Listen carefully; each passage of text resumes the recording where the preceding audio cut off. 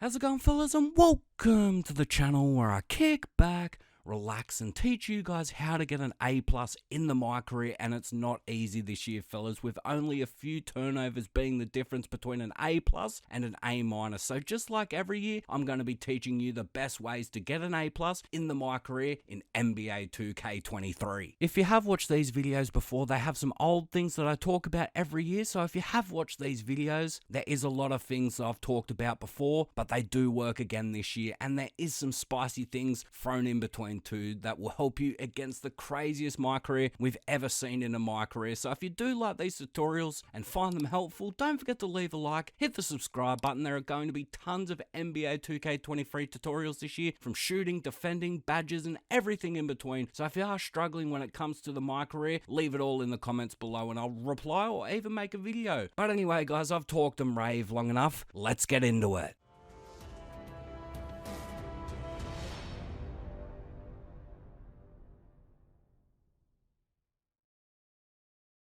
So the first thing I want to talk about is things I do every year before I even play a game. Just like last year, the first thing I do is turn on teammate communication, which can be found in the options, fellas. Trust me when I say this helps a ton. I forgot about it for the first few games, to be honest. But once I turned it on, I realized how good this feature was and how much it actually helped me on defense. Telling me what to do when playing through a screen helps so much. Whether to play under, whether to play over. It tells me whether to switch. It tells me so many things on defense, and it keeps my defense all on the same page. And that's what you need, because what might work for you might not work for the AI. So if you stay on the same page and just stick to what the teammate communication says, your defense will be rock solid. And when it comes to offense, it's as simple as that. It tells you when a player is open, and as long as the passing lane is free, it's wide open, fellas. It's a wide open basket every single time. Just look for that little marker above his head saying wide open, or he's open, or whatever it says, and make the right pass.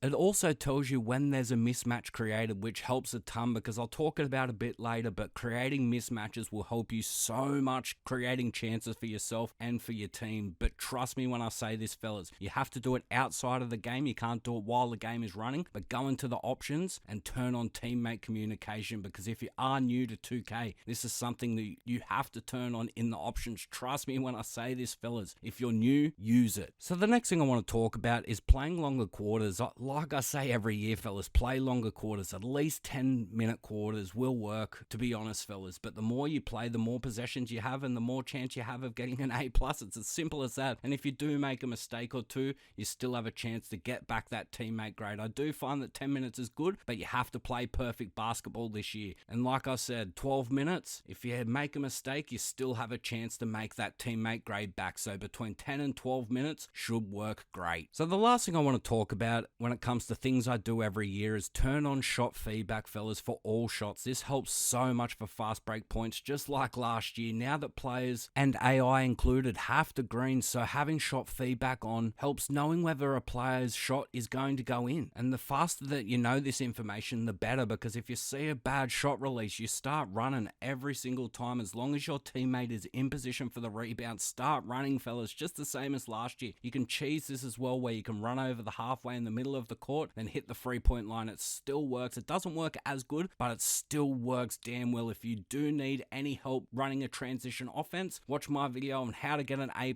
in NBA 2K22 from last year. I go into heaps of detail. So the next thing I want to talk about is what you need to get an A+. There are a few things that you need to be able to do yourself, and a couple of badges that you need to actually get the A+ this year, because if you can't shoot 3-point shots, it's going to be rough this year, fellas. It really is. You really need to be able to green your shots somewhat consistently, at least 40 or 50%, if not more, to be honest, to have a chance of getting an A+ this year, because getting an A+ this year is quite hard, fellas. It really is. I'm not going to lie to you. And getting greens gives you a huge boost to your teammate grade, so taking smart shots and open shots will be the difference this year. I will be making a video on how to shoot and how to create shots for yourself over the next month or so you're going to have to stick around for that. But for now, you need to be able to create shots and take smart smart shots this year, fellas, because like I said, if you can't shoot this year, you're going to struggle compared to last year. And shooting is so important this year when it comes to getting an A+. That's just spitting facts, fellas. It really is tough. So the next thing I want to talk about is needle threader. Needle threader needs to be as high as possible, fellas, as high as you can get it. If you don't get this badge as a playmaker or a point guard, you're really gonna struggle, fellas. You need needle threader at least silver minimum, fellas, to get these pass animations and to get fast enough passes to actually beat the defense. It has to be on silver, because if you don't have it on silver, most AI difficulties are just gonna steal the ball every single time and time again, and you'll be so frustrated with the game. Trust me when I say this, fellas. If you can't pass the ball as a point guard, you're going to throw the Mycareer in the bin sooner rather than later. So needle threader is a must at least silver. If there's one dribble move, fellas, one dribble move on your player this year, it's the LeBron escape. And it's just so easy to do. It creates so much space between you and the defender. All you have to do is flick the right stick down when you're standing still, and the game will do the rest. It'll just create like a huge jump between you and the player. It's like the player just jumps back and he creates so much space for you. It works so well against lower difficulties, fellas. It can be used time and time again against lower difficulties, but against higher difficulties, they do start to step up, and you will have to start using dribble moves or using your quick first step to drive to the basket. But this LeBron escape is crazy, fellas. Like I said, as long as you're standing still, you flick the right stick back and let the game do the work, because combine this with quick first step and acceleration and you're good to go. If your defender does read it and pick it up, like I said, just drive around him using quick first step and your acceleration and you will be fine. And if you do need a tutorial on how to use quick first step, fellas, do watch my How to Get an A+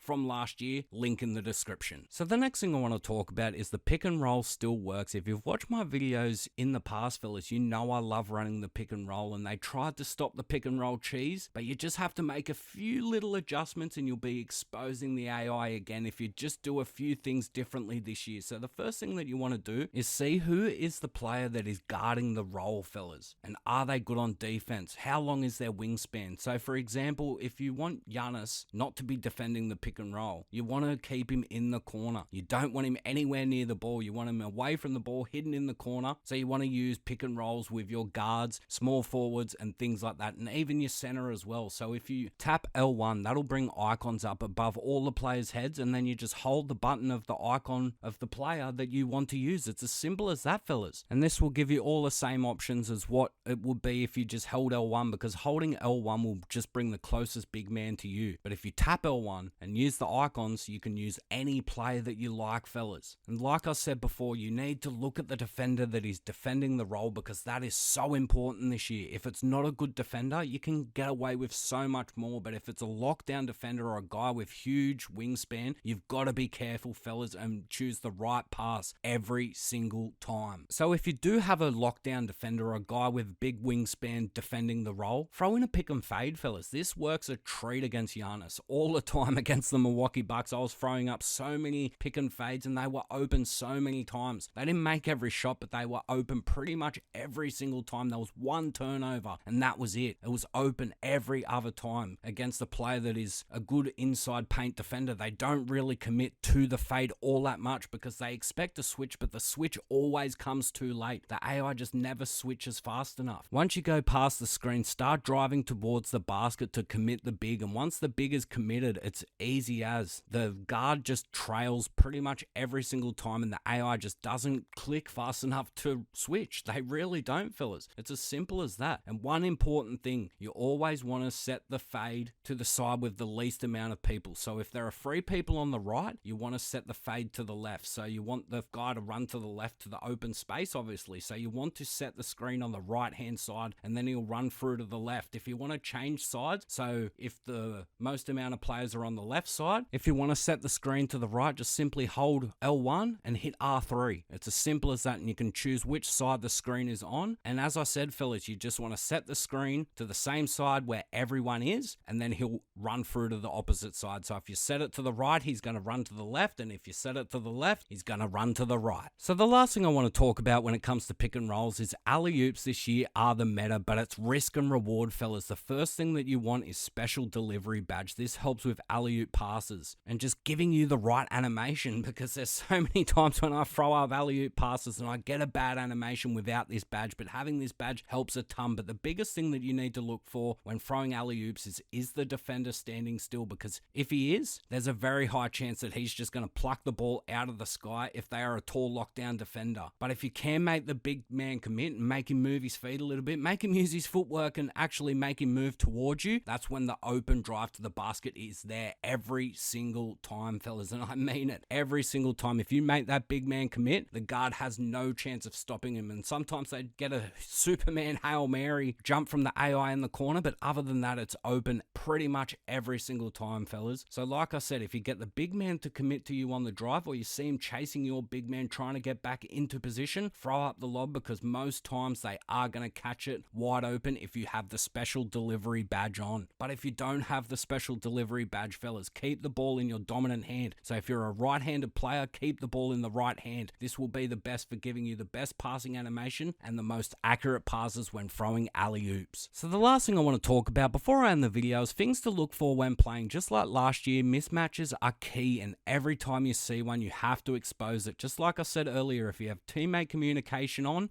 this will tell you when there is a mismatch created. So if you do have a mismatch, it'll come above the head and say mismatch here, or whatever it says, mismatch was created, or whatever it says, and it's as simple as that, fellas. But if you do make a mismatch and the big is nowhere near the paint, call for an ISO with left on the D-pad and hit triangle. That'll force the big man next to the paint, and if you do want to show off some dribble moves, why not? You've got a big man on you, you've created the mismatch, now it's time to take advantage. Try that LeBron escape I talked about earlier, because if you do have the mismatch on you, this will work a lot of the times. The big just won't be able to close down that space that this move creates. So as I said, when you're standing still, just flick back the right stick and see how much space you create, and if it's wide open, let it fly, fellas. So the next thing I want to talk about is holding triangle to make the AI cut. This feature helps a ton. It helps so much. So what you want to do is just hold triangle, and that will cut the closest teammate to the basket. But if you want a certain player to cut to the basket, you need to flick the left stick quickly just before you hold triangle to the person that you want. So if he's on the left hand side of the court, you flicked it to the left and then hold triangle just after it. You've got to do it quickly, fellas. You just flick it to the left while you're holding triangle, and it will cut that guy to the basket. But if you do hold the triangle for too long, it will automatically throw the pass no matter what. So that does suck, fellas. But what you want to do to counter that is just when you're holding triangle, hit the circle button, and that will throw a fake pass. It will stop the dribble as well, but it'll stop you in your track, but it will stop the automatic pass. So what you do is you just hold the triangle button. If the player doesn't get open, hit the circle button. That will throw a fake pass. But if the guy does get open, just let go of the triangle button at any time and he'll throw the pass straight to him every single time. And like I said, fellas, with the fake pass, if you do throw a fake pass, it will stop your dribble. But even if you're standing there, you can still keep sending players to the baskets on these cuts. So just cut, fake pass if he's not open. Cut, fake pass until he's open. One of them's eventually going to get open, fellas, even when you're standing still. So the last thing I want to talk about before I end the video is learn how to shoot a fading three, fellas. This helps a lot this year. You're going to need the Agent 3 badge as high as you can get it. And shooting fading threes this year after a screen helps so much. Just like last year, when running a pick and roll, you need to look at the animation the defender gets when hitting the screen. If he goes through it fast, drive towards the basket and use the alley or the pass feature if you don't have strong enough finishing to beat the defender. But if the defender is taken out completely, you will either be able to stop and shoot or do a fader. This works so well, fellas. So basically, going over the screen means the defender tries to go in front of the screener, sticking to his man, and should be open for the drive unless the big man steps up. And if he does step up, go to the roller every single time, fellas. If the big man steps up, just pass it to the